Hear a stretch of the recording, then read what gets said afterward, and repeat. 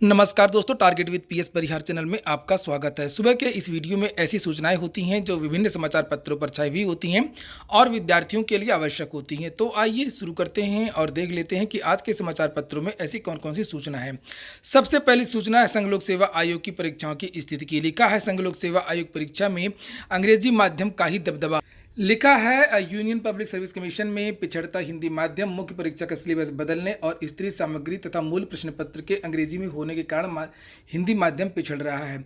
संघ लोक सेवा आयोग की जो भी परीक्षाएं होती हैं 2013 से बदल गया है। अब सीसेट लागू हो गया है और जब से सीसेट लागू हुआ है वो असर राज्य की परीक्षाओं में भी देखने को मिला है और संघ लोक सेवा आयोग की परीक्षाओं में भी देखने को मिला है।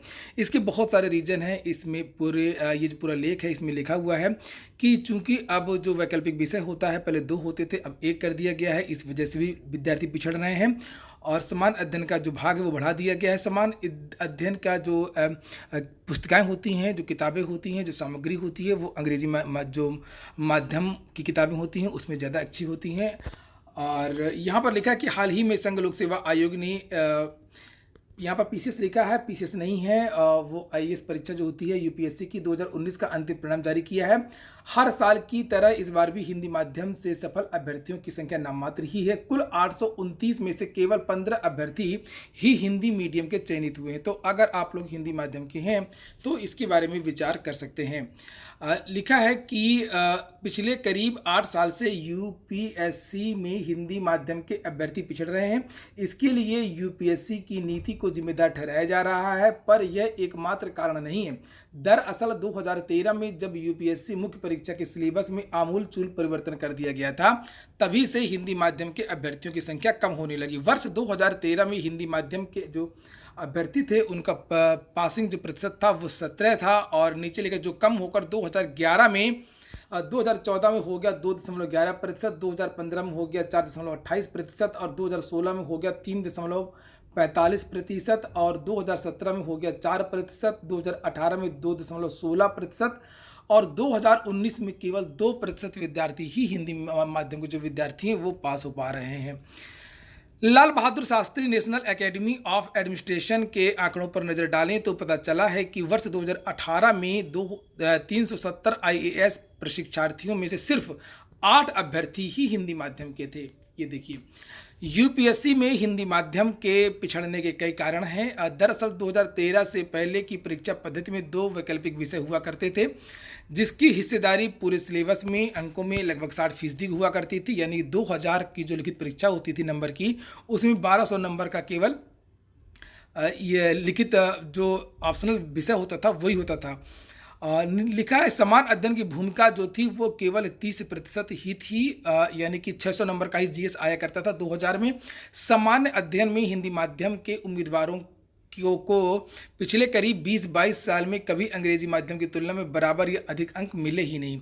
दोनों माध्यमों में समान अध्ययन के सर्वोच्च अंकों की तुलना करेंगे तो पाएंगे कि अंग्रेजी माध्यम का जो टॉपर है हिंदी माध्यम के टॉपर की तुलना में ऊपर ही रहा है। इस नुकसान की भरपाई हिंदी माध्यम के उम्मीदवार अपने वैकल्पिक विषयों यानी निबंध आदि के माध्यम से करते थे। वर्ष 2013 में समान अध्ययन का जो वजन है वो बढ़ाकर के 57% कर दिया गया है, यानी कि 1750 में 1000। जबकि वैकल्पिक विषय जब अब केवल एक ही रह गया है, उसका वजन घट करके केवल 29% रह गया है। हिंदी माध्यम के पिछड़ने के दूसरे कारण भी हैं कि समान अध्ययन के लिए जो अंग्रेजी की वेबसाइट्स हैं, अंग्रेजी जनरल यानी जो पुस्तिकाएँ इत्यादि हैं वो भी उच्च स्तर की उपलब्ध हैं। और इसका एक और कारण है जो इसमें नहीं लिखा है कि जो मूल्यांकन करता है वो भी इंग्लिश मीडियम के ही हैं और एक पूर्व धारणा भी है कि जो इंग्लिश मीडियम के विद्यार्थी हैं वो होशियार होते हैं। इस पूर्वाग्रह से भी ग्रसित रहते हैं जो मूल्यांकन करता होते हैं। बात केवल संघ लोक सेवा आयोग की नहीं है, मैंने बहुत नज़दीकी से देखा है उत्तर प्रदेश लोक सेवा आयोग को भी, यहाँ पर भी ऐसा ही है। बहुत सारे विद्यार्थियों को मैं ऐसा जानता हूं जिनका पीसीएस प्री कभी नहीं निकला है और केवल एक बार पीसीएस प्री निकला है और इंग्लिश मीडियम में उन्होंने मुख्य परीक्षा दी है और एक बार में ही उनका चयन भी हो गया है। इंग्लिश मीडियम के बहुत कम ऐसे विद्यार्थी हैं जो उत्तर प्रदेश के लोक सेवा आयोग में अगर उन्होंने मुख्य परीक्षा दी है और वो असफल हुए हों। तो इसके बारे में भी उत्तर प्रदेश सरकार को, उत्तर प्रदेश लोक सेवा आयोग को और संघ लोक सेवा आयोग को विचार करना चाहिए। अगली सूचना है एलटी ग्रेड शिक्षक भर्ती की। लिखा है चार्जशीट दाखिल होते ही लोक सेवा आयोग के अध्यक्ष से मिलेंगे अभ्यर्थी। एलटी ग्रेड शिक्षक भर्ती के तहत सामाजिक विज्ञान और हिंदी विषय में पेपर आउट मामले की जांच कर रही एसटीएफ इस हफ्ते चार्जशीट दाखिल कर सकती है। अभ्यर्थियों को 1 साल से यह प्रक्रिया पूरी होने का इंतजार है। चार्जशीट दाखिल होते ही अभ्यर्थी उत्तर प्रदेश लोक सेवा आयोग के अध्यक्ष से मिलेंगे और दोनों विषयों के लंबित परिणामों पर निर्णय लेने की मांग करेंगे। एसटीएफ 1 साल से अधिक समय से इस मामले की जांच कर रही है। अभ्यर्थी कुछ दिन पहले वार्ता के लिए वाराणसी के एसएसपी से मिलने गए थे। वहां के जांच अधिकारी ने अभ्यर्थियों को आश्वासन दिया कि जल्दी ही एक टीम पश्चिम बंगाल के लिए रवाना होगी। वहां तीनों अभियुक्तों के खिलाफ कुर्की की कार्रवाई के बाद चार्जशीट दाखिल कर दी जाएगी। एलटी समर्थक मोर्चा के संयोजक विकी खान और प्रतिनिधि अनिल उपाध्याय के अनुसार 17 अगस्त को एसटीएफ की 4 सदस्यीय तो इन्होंने तो बताया है कि जो कुर्की की जो कार्रवाई थी वो संपन्न हो चुकी है, यहाँ पर लिखा है, और टीम लौट आई है। और जांच अधिकारी ने अभ्यर्थियों को आश्वस्त किया है कि 25 अगस्त तक चार्जशीट दाखिल कर दी जाएगी।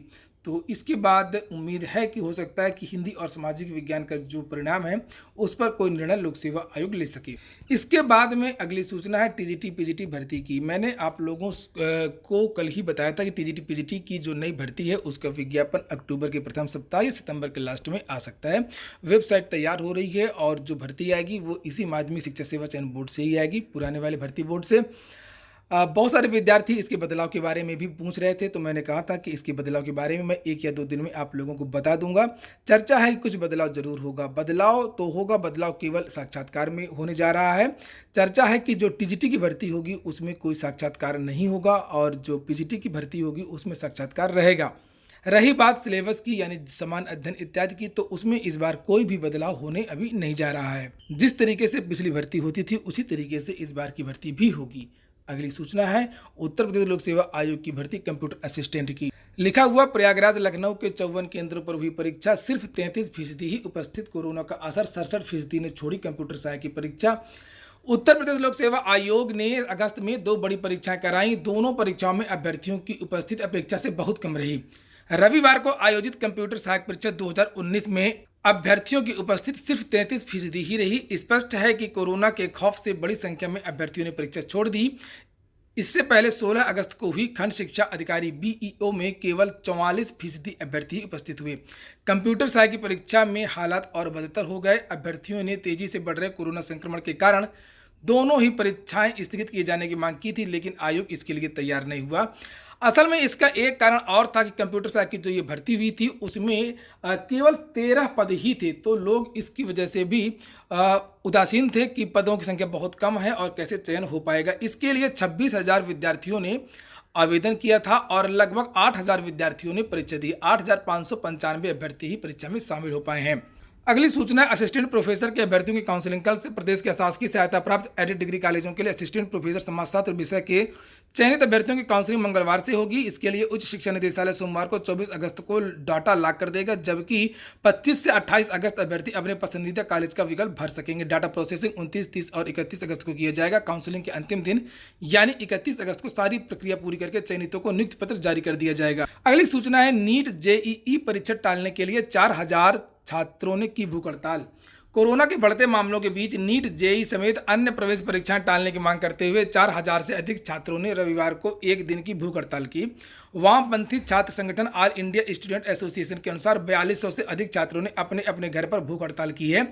उनकी मांग है कि सीबीएसई की 10वीं और 12वीं की कंपार्टमेंट परीक्षाओं को रद्द किया जाए, साथ ही यूजीसी नेट नीट जेईई को स्थगित कर दिया जाए। Satyagraha against exam in COVID hashtag का इस्तेमाल करते हुए कई छात्रों ने सरकार तक अपनी मांग पहुंचाने के लिए ट्विटर का भी सहारा लिया। तो सितंबर के महीने में ये परीक्षा प्रस्तावित है। बहुत सारे विद्यार्थी इसका विरोध कर रहे हैं कि बहुत दूर सेंटर गए हैं, विद्यार्थी कहाँ रुकेंगे, कैसे ठहरेंगे, और कोरोना का संक्रमण बढ़ा हुआ, इसलिए इस परीक्षा को फिलहाल स्थगित कर दिया जाना चाहिए। लेकिन जो जानकारी निकल करके आ रही है कि ये परीक्षा अपने तय समय पर होने जा रही है। अगली सूचना है उत्तर प्रदेश अधीनस्थ सेवा चयन आयोग की। बहुत सारे विद्यार्थी इसके बारे में पूछ रहे थे कि सर नई भर्ती कब तक आएगी। तो अभी यूपीएससी से कोई भी नई भर्ती नहीं आएगी। पीईटी की कार्रवाई भी अभी बिल्कुल पूरी नहीं हो पाई है और जब तक पीईटी का कार्यक्रम पूरा नहीं हो जाएगा, सरकार की तरफ से जो औपचारिकताएं होती हैं वो पूरी नहीं होंगी, तब तक कोई नई भर्ती नहीं आने वाली है। फिलहाल जो जानकारी मिली है कि जो नई भर्ती का जो विज्ञापन है उसमें अभी कम से कम 3 से 4 महीने के समय और लग सकता है। इस बीच जो पुराने परिणाम है वो जारी किए जा सकते हैं, खासतौर से लोअर 2016, जूनियर असिस्टेंट 2019 और भी जितने लंबित परिणाम है उस पर कार्यक्रम होगा। लेकिन पीईटी में भी समय लगेगा और नई भर्तियों में भी अभी समय लगेगा। तो ठीक है दोस्तों, ये हो गया आज का वीडियो अगर आपके काम का हो, आपको अच्छा लगा हो तो लाइक अवश्य कर दिया करें। पूरा वीडियो सुनने के लिए बहुत बहुत धन्यवाद।